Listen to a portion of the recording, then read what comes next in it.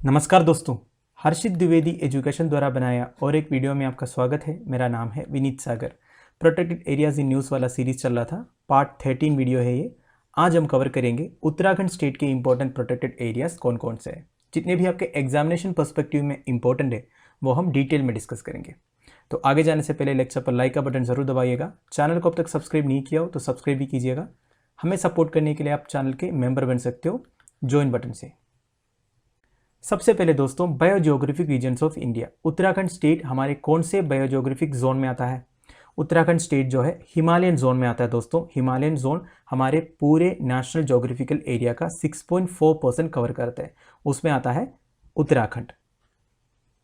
शुरुआत करते हैं दोस्तों, सबसे पहले introduction. Uttarakhand formally known as Uttaranchal is a state in the northern part of India. देखिए, उत्तराखंड को फॉर्मली उत्तरांचल बोलते थे।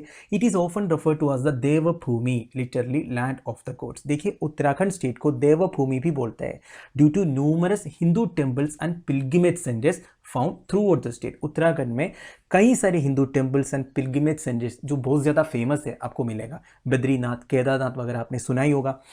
Uttarakhand is known for natural environment of Himalayas, Bhabar and Terai reason.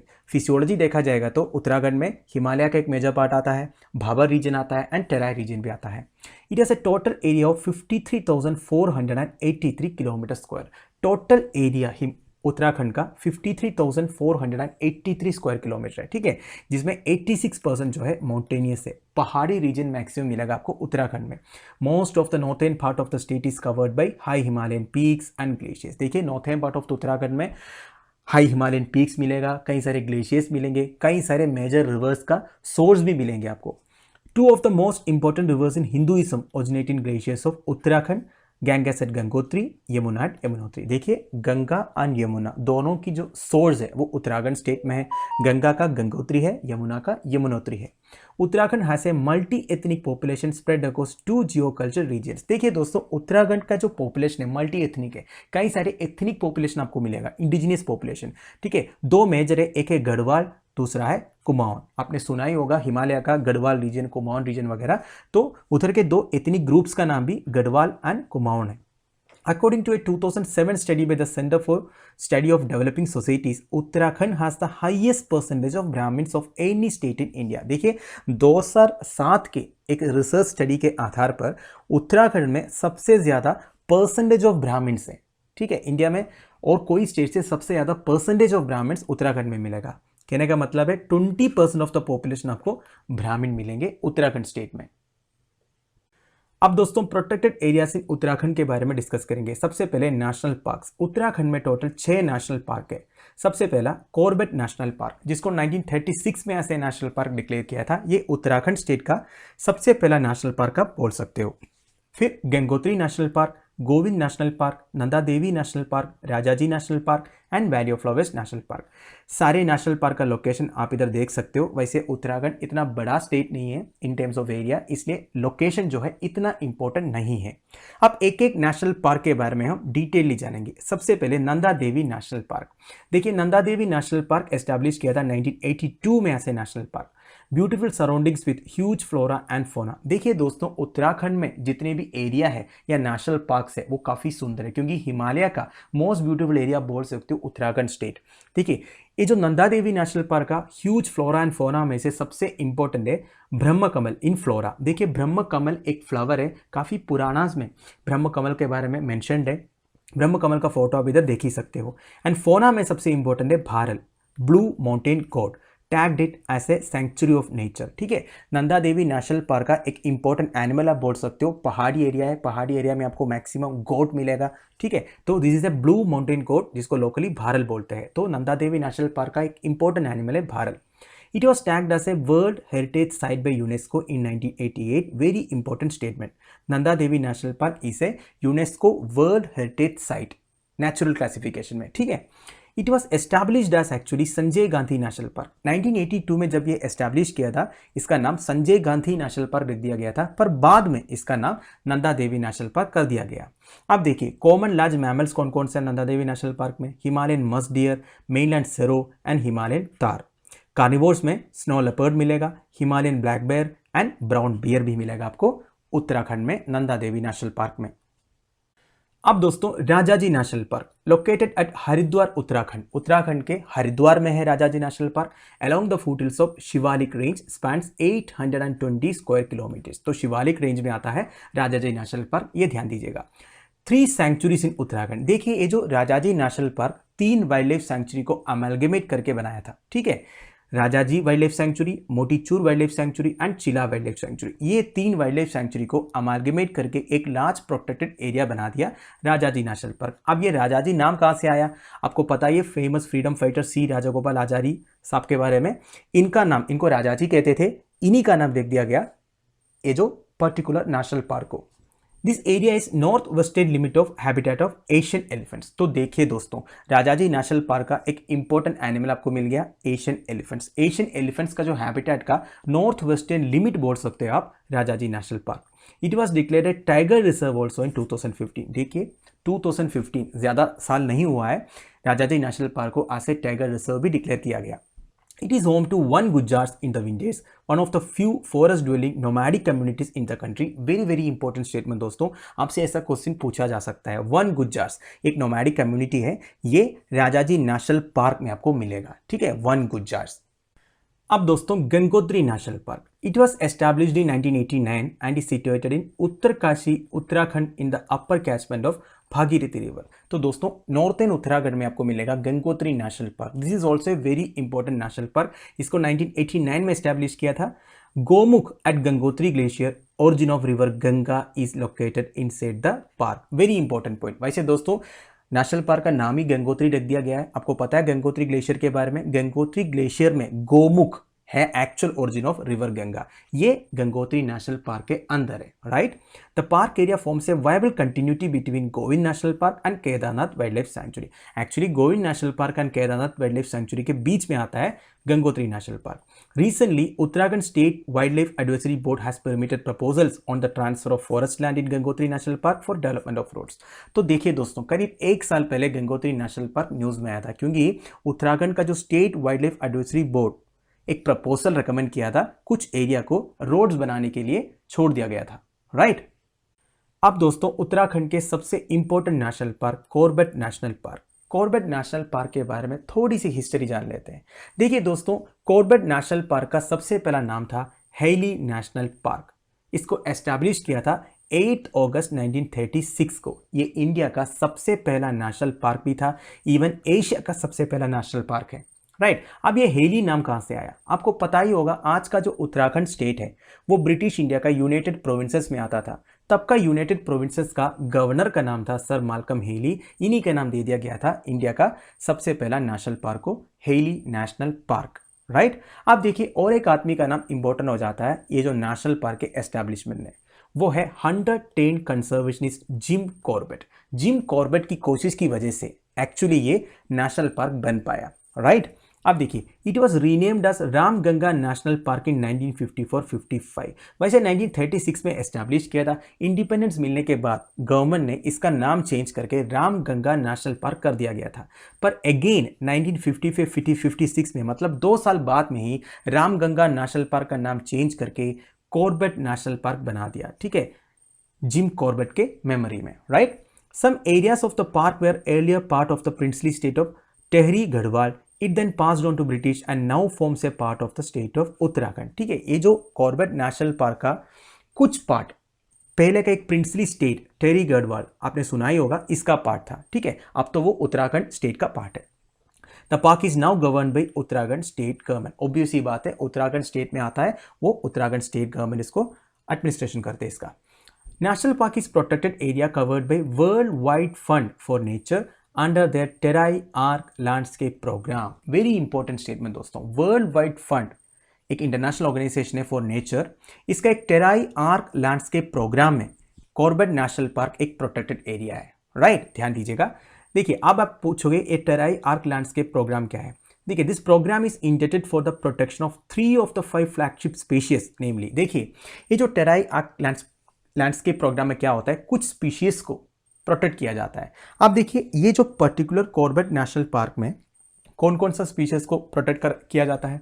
Bengal tiger जो हमारा नेशनल एनिमल है, Asiatic elephant and the great one horn rhinoceros, right, ये ध्यान दीजिएगा, Bengal tiger, Asiatic elephant and great one horn rhinoceros. तो आप ये भी समझ सकते हो, ये जो कॉर्बेट नेशनल पार्क में बंगाल टाइगर मिलेगा, एशियाटिक एलिफेंट्स मिलेगा and great one horn rhinoceros भी मिलेगा, right. It contains over 586 species of resident and migratory species of birds. तो दोस्तों कई सारे बर्ड्स आपको कॉर्बेट नेशनल पार्क में दिखाई देगा, right, making it one of the richest bird regions in India.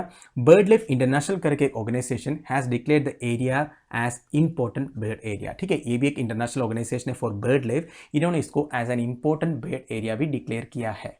तो दोस्तों Corbett national park is very important, ध्यान दीजिएगा। अब दोस्तों Govind national park, Govind national park का पूरा नाम है गोविंद पशु विहार नेशनल पार्क। इसको ऐसे वाइल्ड लाइफ सेंचुरी 1955 में डिक्लेयर किया था, बाद में ऐसे नेशनल पार्क कन्वर्ट किया था।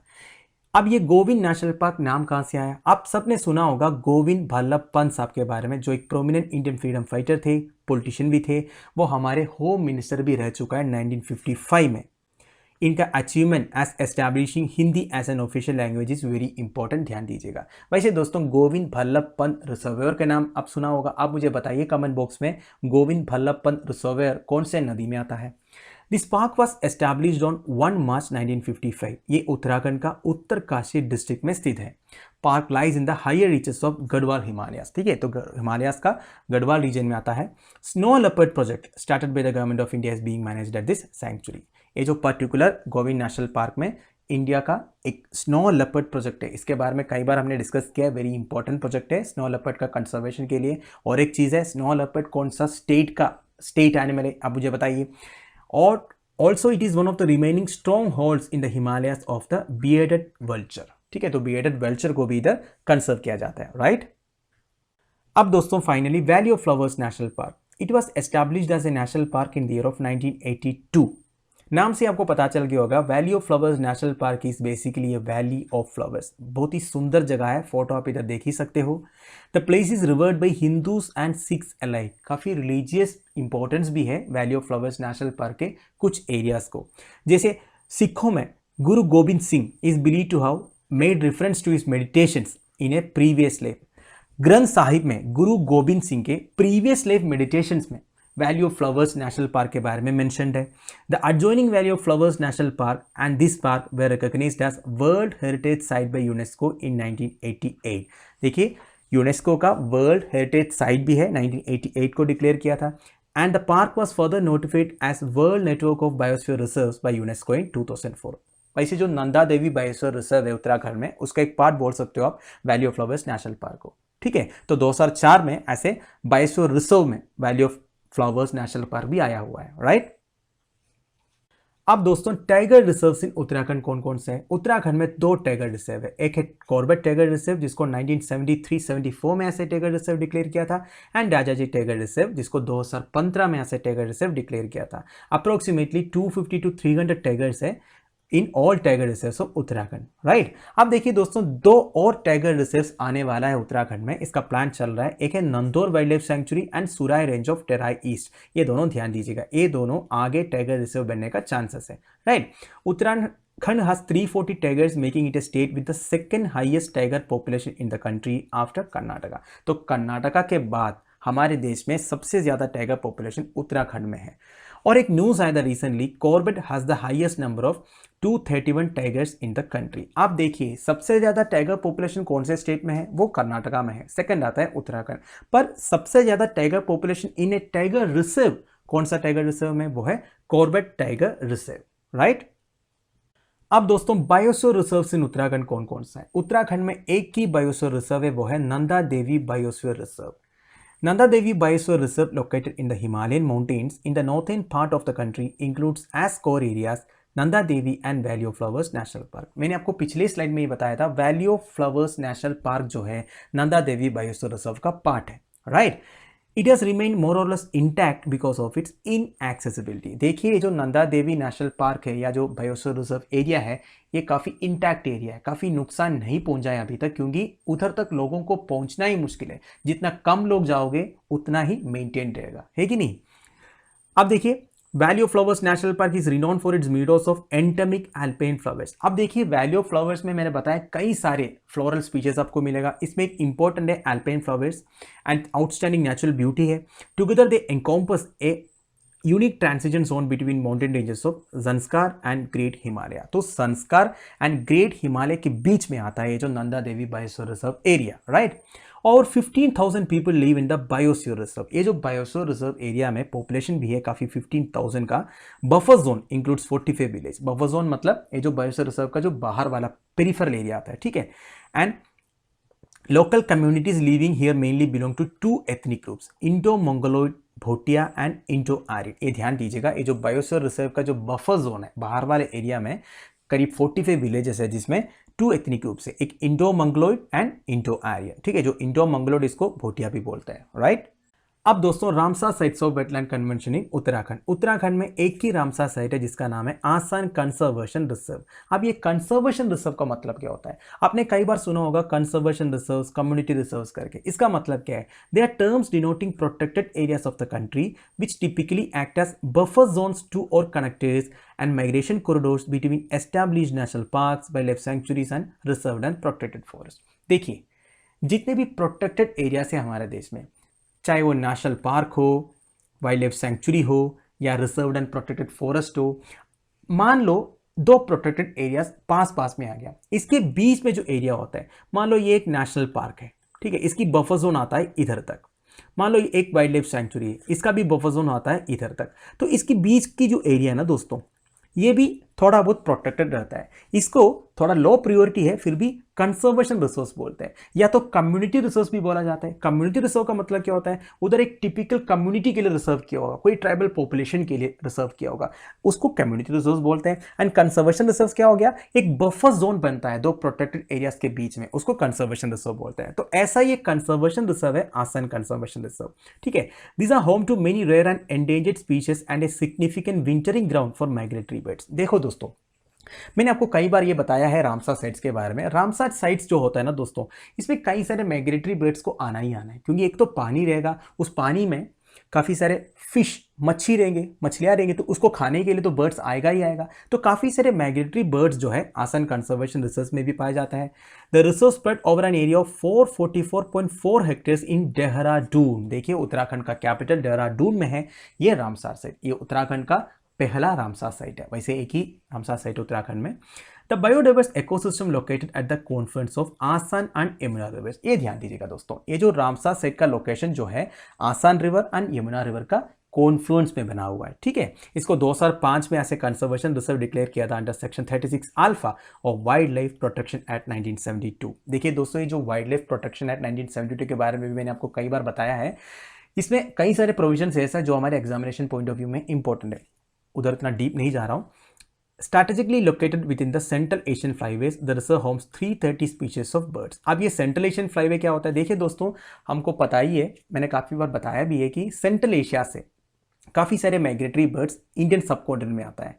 तो ये लोग जो रूट फॉलो करते हैं ना, इसको सेंट्रल एशियन फ्लाईवेज बोलते हैं, ठीक है। तो इस सेंट्रल एशियन फ्लाईवेज के थ्रू जितने माइग्रेटरी बर्ड्स आता है वो हमारे आसान कंजर्वेशन रिजर्व में भी आता है, राइट। अब दोस्तों इंपॉर्टेंट वाइल्ड लाइफ सैंक्चुरीज इन उत्तराखंड कौन कौन सा है, ये डिस्कस करके इस वीडियो को हम इधर फिनिश करेंगे। उत्तराखंड में मेजर वाइल्ड लाइफ सैंक्चुरी 7 है दोस्तों। Govind wild life sanctuary, Kedarnath wild life sanctuary, Askot wild life sanctuary, Sona Nadi wild life sanctuary, Binsar wild life sanctuary, Mussoorie wild life sanctuary and Nandhaur wild life sanctuary. इसमें लेटेस्ट वाइल्ड लाइफ सैंक्चुरी कौन सा है? 2012 में Nandhaur wild life sanctuary declare किया था। Nandhaur wild life sanctuary ऐसे tiger reserve declare करने का प्लान चल रहा है, ये मैंने आपको बताया था। So this is very important. बाकी ये जो गोविंद, केदारनाथ एंड आस्कोट के बारे में थोड़ा सा डिटेलली जानेंगे, क्योंकि एग्जामिनेशन पॉइंट ऑफ व्यू में ये थोड़ा इंपॉर्टेंट है। सबसे पहला केदारनाथ वाइल्ड लाइफ सेंचुरी। देखिए Kedarnath wild life sanctuary establish किया ही था to protect the Himalayan musk deer from danger. तो आपसे ऐसा क्वेश्चन भी एग्जामिनेशन में पूछा जा सकता है, हिमालयन मस्क डियर को पर्टिकुलरली प्रोटेक्ट करने के लिए कौन सा वाइल्ड लाइफ सेंचुरी एस्टैब्लिश किया था? वो है केदारनाथ वाइल्ड लाइफ सेंचुरी। इसका नाम केदारनाथ मस्क डियर सेंचुरी भी है, क्योंकि मस्क डियर को इधर प्रोटेक्ट करते हैं, राइट। वैसे केदारनाथ नाम याद रखना इतना मुश्किल नहीं है, क्योंकि केदारनाथ एक इंपॉर्टेंट पिलग्रिमेज साइट है हिंदूज के लिए।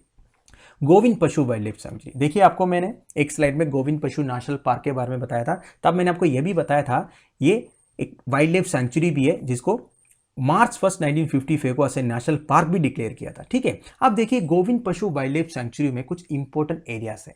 ठीक है, एक है हार की डून वाली और एक है रूइन सियारा लेक, एक वेरी हाई अल्टीट्यूड लेक है, काफ़ी हाई एलिवेशन में एक लेक है रूइन सियारा एंड एक हार की डून वाली है। ये दोनों कौन से वाइल्ड लाइफ सेंचुरी का पार्ट है, ऐसा पूछने से आप बता सकते हो गोविंद पशु वाइल्ड लाइफ सेंचुरी का पार्ट है।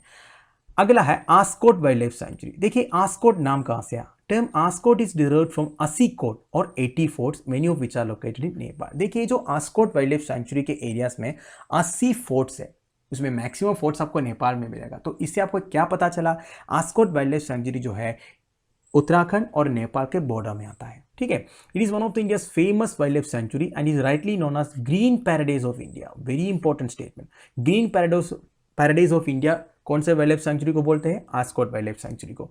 River Kali forms the international boundary and separated from Nepal. वैसे आपको पता ही है काली रिवर जो है इंडिया नेपाल का एक वेस्टर्न बॉर्डर आप बोल सकते हो, काफ़ी न्यूज़ में आया था, आपको पता है लिम्बुआदारा वो सब काला पानी एरिया काफ़ी न्यूज़ में आया था क्योंकि नेपाल वालों ने जो मैप बनाया था जिसमें वो इंक्लूड किया था एक्सक्लूड किया था ऐसे करके काफ़ी न्यूज़ आया था, तो उधर मैं नहीं जा रहा हूँ। वैसे Askot wild life sanctuary is very important because this is bordering Uttarakhand and Nepal, right. तो दोस्तों दैट्स एंड ऑफ इट, ये वीडियो में इधर फिनिश कर रहा हूँ। उत्तराखंड स्टेट के इंपॉर्टेंट प्रोटेक्टेड एरियाज के बारे में थोड़ा बहुत आपको आइडिया लग गया होगा, ये मैं मान के चल रहा हूँ। आप लोगों की वैल्यूएबल सजेशंस एंड कमेंट्स आप मुझे प्लीज़ कमेंट बॉक्स में बता दीजिएगा। लेक्चर की पीडीएफ एज यूजुअल आपको टेलीग्राम चैनल में मिल जाएगा जिसका लिंक नीचे प्रोवाइडेड है। जितना लोग इस वीडियो को देख रहे हो लाइक एंड कमेंट के बिना मत जाएगा दोस्तों, जितना आप लाइक एंड कमेंट करोगे उतना यूट्यूब हमारे वीडियोज़ को रिकमेंड करेंगे, इतना तो आप कर ही सकते हो। Thank you for watching, bye bye, have a nice day.